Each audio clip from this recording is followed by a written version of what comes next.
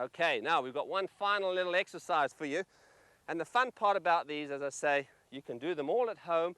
You don't need a lot of space. Obviously, to hit some balls, you do need a little space, but these other ones without a ball, it just gives you that muscle memory. So important, as I say, to groove a swing.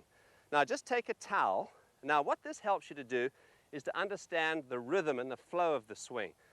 We see a lot of players, because they are thinking a bit, tend to take it back a little bit too slow, and they don't get the club swinging. Now, when you have the towel like this, you'll be amazed how you can actually start to feel the swinging motion. So you want to crack that towel through the impact area, all the way through, swing the towel, and boom.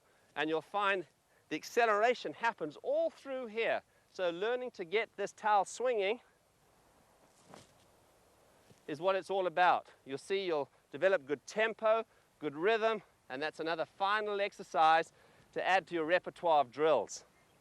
Okay, so I'm going to take a 7-iron, and actually I think it's a good idea for many people to get some what they call wiffle balls or practice balls. We've got these little sponge balls, you can buy them anywhere, and it's a good idea to simply use these as your initial ball, shall we say, to hit, because what it'll allow you to do is to not worry so much about the result. I think one of the biggest problems in learning golf initially is that we're so result oriented as far as hitting a solid shot, hitting it a long way, where if you can work on your technique initially and then forget to some extent what's happened to the ball, in the final analysis, yes, obviously that determines what actually happens in your swing. But in the beginning, when you're working on things, and in order to take the pressure off you, it's a good idea to sort of work on this. You can even roll up bits of paper. I mean, you can do this at home very easily. So just take one of these balls. Now, let's see if we can make a good practice swing. Same feelings. Good idea in between hitting shots there to make the odd practice swing. When you go and practice at a driving range or on a practice tee, make sure that you make a number of practice swings in between balls. Don't just hit ball after ball after ball.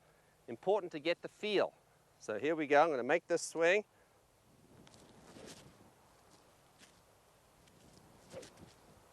Right, now let's clip this ball away, shall we? Right, now we've got quite a strong breeze blowing today, so this ball's going to be taken off in a easterly direction. So let's have another swing.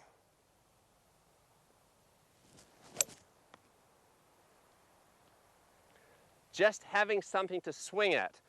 Could even be daisies, bits of grass, anything to give you the feeling that you're actually swinging through the point where the ball would be. Remember, that's important.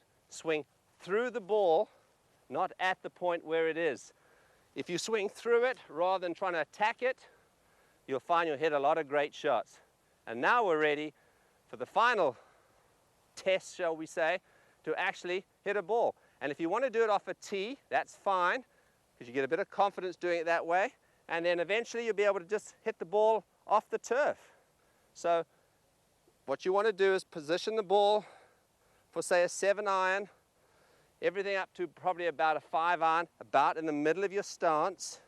Okay, your feet, don't get them any wider than your shoulders, even when you have maybe a 1-wood in your hand. And we're going to talk about that in a little bit, but basically, for most irons, you can keep the ball about in the center of your stance. That's easy. See how my feet are slightly turned out, so it gives you the impression that the ball is about here, okay?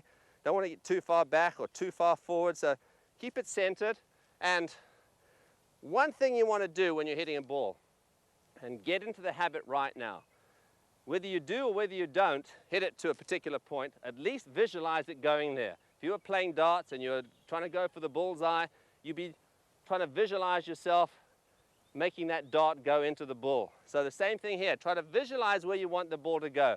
Don't visualize where you don't want it to go. There might be water or out of bounds or some hazard out there, but always try to visualize where it wants to go. Be positive in your mind. That's a good tip for you people starting to play golf. Right, so here we go. Get set up to it, nice and relaxed, and off we go.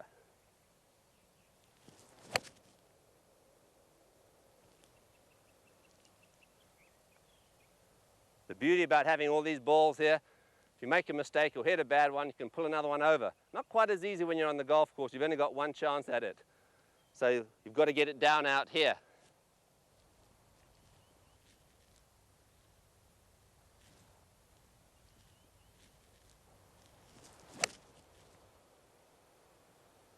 You can see myself in perfect balance, and that's what you need to learn to do. Get there and hold that finish.